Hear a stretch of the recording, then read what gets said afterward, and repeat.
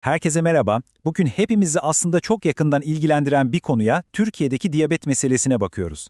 Türkiye Endokrinoloji ve Metabolizma Derneği'nin son yayınladığı rehber eşliğinde bu görünmeyen ama bir o kadar da büyük olan zorluğun boyutlarını ve neden önemli olduğunu anlamaya çalışacağız.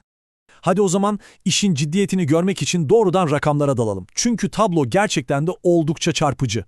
İşte ilk ve en dikkat çekici rakam %15. Peki bu %15 ne anlama geliyor? Şu anlama geliyor. Türkiye'de 20 ile 79 yaş arasındaki 7 milyondan fazla insan diyabetle yaşıyor. Yani neredeyse her 7 yetişkinden biri. Rakamın büyüklüğünün farkında mısınız? Gerçekten devasa bir sayı bu. Ve işin ilginç yanı ne biliyor musunuz? Bu sadece bize özgü bir durum değil. Uluslararası Diyabet Federasyonu'nun verilerine göre bu oran Türkiye'yi Avrupa'da diyabetin en yaygın olduğu ülke yapıyor. Yani listenin en başındayız maalesef. Peki bu durum hep böyle miydi ya da sorun ne kadar hızlı büyüyor? İşte bu %90'lık oran bize tam da bu konuda bir şeyler söylüyor. Düşünün, ulusal TÜRDEP çalışmalarına göre sadece 12 yıl gibi kısacık bir sürede Türkiye'deki diyabet oranı tam %90 artmış. Yani neredeyse ikiye katlanmış. İşte bu yüzden bu konu artık ulusal bir sağlık meselesi haline geldi.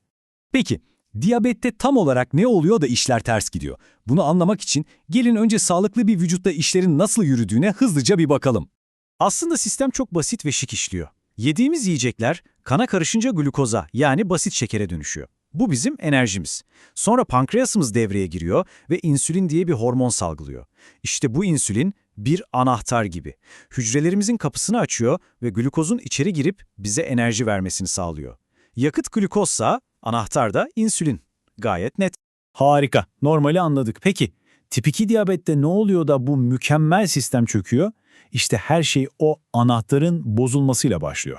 İşte meselenin özü bu. İnsülin direnci. Yani vücudun hücreleri insüline olması gerektiği gibi cevap vermiyor. Şöyle düşünün, anahtarınız var ama kapıdaki kilit paslanmış. Anahtar bir türlü dönmüyor. Sonuç, şeker yani glukoz hücreye giremiyor ve kanda birikmeye başlıyor. Ve bu sadece başlangıç. Zamanla işler daha da karmaşıklaşıyor. Pankreas yorulup yeterince insülin üretememeye başlıyor. Karaciğer durduk yere kana fazladan şeker pompalıyor. Hatta yağların yakımı bile artıyor. Vücudun bütün şeker dengesi alt üst oluyor anlayacağınız. Hatta vücudun kendi doğal ritmi bile işleri zorlaştırabiliyor. Şafak fenomeni diye bir durum var mesela.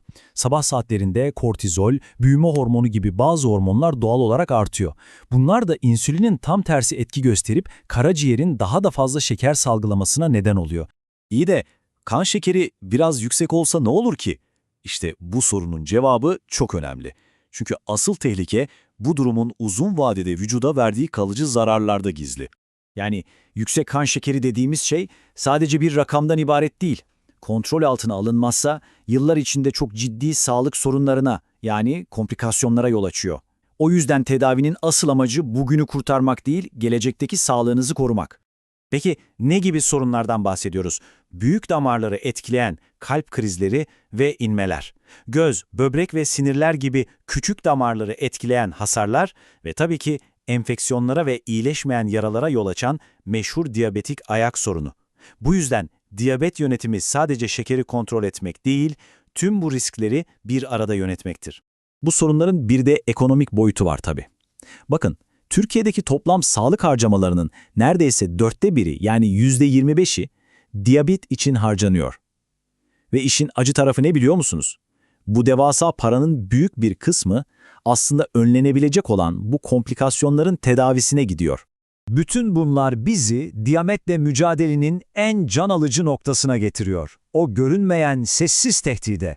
Sorun bu kadar büyük, sonuçları bu kadar ağırsa peki bu mücadeledeki en büyük zorluk ne olabilir? Cevap aslında çok net ve bir o kadar da ürkütücü. Diyabet maalesef sinsi bir hastalık ve bu yüzden de diyabetli kişilerin yarısı hastalığının farkında bile değil. Bir saniye durup düşünelim. Bu şu demek, tanı konmuş her bir diyabetli için sokakta yürüyen, hastalığından habersiz bir kişi daha var. Milyonlarca insan vücutlarında yavaş yavaş gelişen bu ciddi risklerden tamamen habersiz bir şekilde hayatına devam ediyor. İşte bu yüzden bu sessiz salgınla mücadelede atılacak ilk ve en önemli adım farkındalık.